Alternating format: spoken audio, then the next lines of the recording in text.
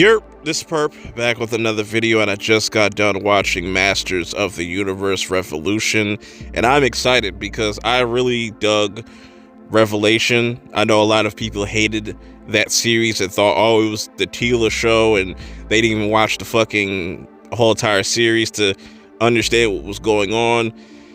I feel sorry for those people because this is really dope, and I really enjoyed this season as well. Even though it's the shortest one so far with just only 5 episodes, it definitely teases that there's going to be more. I have no idea what's going to be next, or unless they're going to put like a part 2 of Revolution out. I have no idea, but there's a lot going on as far as, you know, characters go, the world building that I really enjoy watching, and you know, Adam just dealing with him being the next king because his father has passed away. I just really like that first episode. You know, we see Scareglow, which I wish Scareglow would get a little bit more, you know, screen time, because he just seems like the villain you just beat up real quick just to get to the next thing. But, you know, He-Man goes down there to get all his friends that souls are kind of pretty much trapped there. They end up sealing Scareglow away, which I hope that in the future, maybe in the next season, he has a little bit more of a bigger role. I just like his design, even though he's like a knockoff Skeletor in a way. I think his character is really interesting. But this season has a lot of interesting elements, new characters, and themes. One of the themes being magic versus technology, where this is where we get introduced to our new big bad Hordak and Motherboard, and also Skeletor or Skeletech. He gets a completely new upgrade, and he's not the only one that gets an upgrade in this. We also see Teela trying to bring back Eternia. This is a realm that allows the souls to go and rest and not have to be wandering around.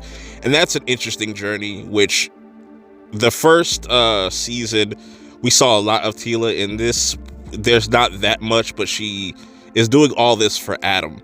And like I said, I like that Adam has to deal with being a king and having to choose between being champion and king after his father passes. Then it gets revealed that his father had a brother named Keldor that comes back and, you know, tries to woo his way onto the throne, and Adam's just not really thinking much of it at this point.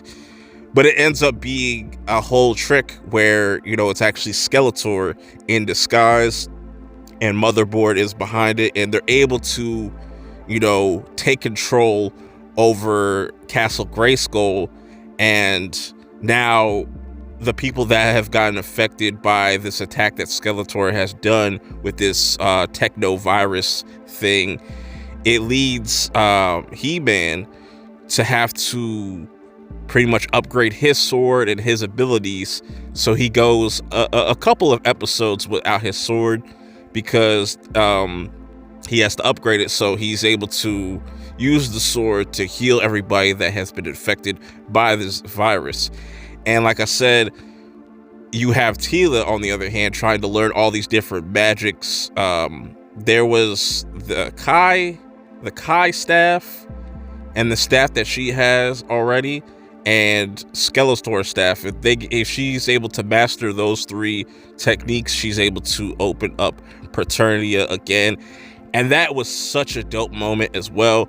But before I jump ahead, I want to talk about Skeletor in this because there were some really interesting reveals as far as who Skeletor really is, and the reveal of him actually being Skeletor and Hordak being the one to kind of manipulate everything from the fucking very start was really fucking dope.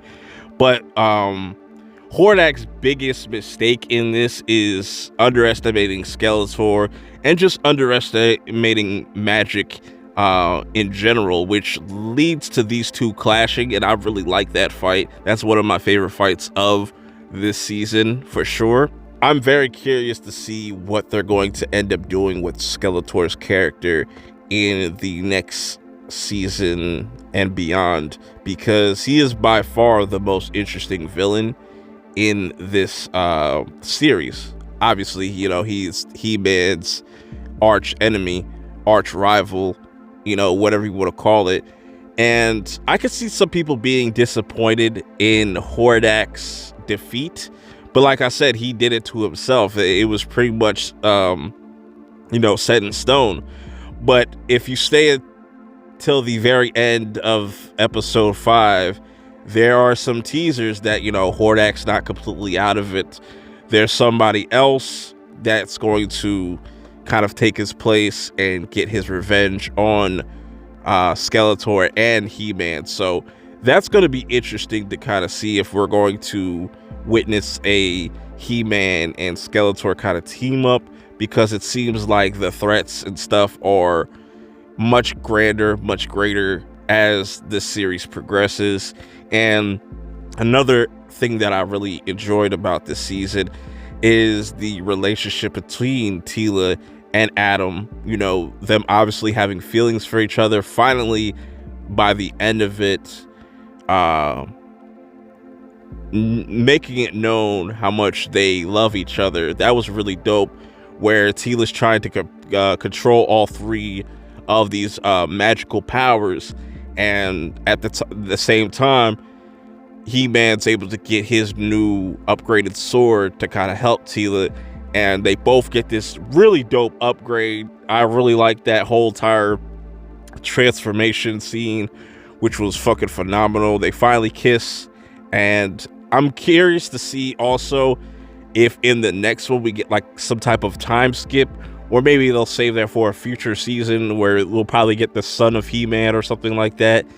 I could see a scenario playing out.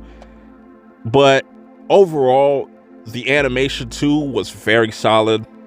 I think it was kind of smart for them to keep it at 5 episodes just to kind of establish certain things in the story. You don't need to kind of drag it out to 10. Like I said, I don't know if they have a part 2 ready to go, or if they just wanted to keep this short. That's just my kind of theory on why they ended up putting out just 5 episodes. I think they just wanted to say, hey, this is just going to be a 5-episode arc, but the next one will be a full 10, or the next half will, you know, continue on what we kind of built up with the first 5 episodes, yada yada yada.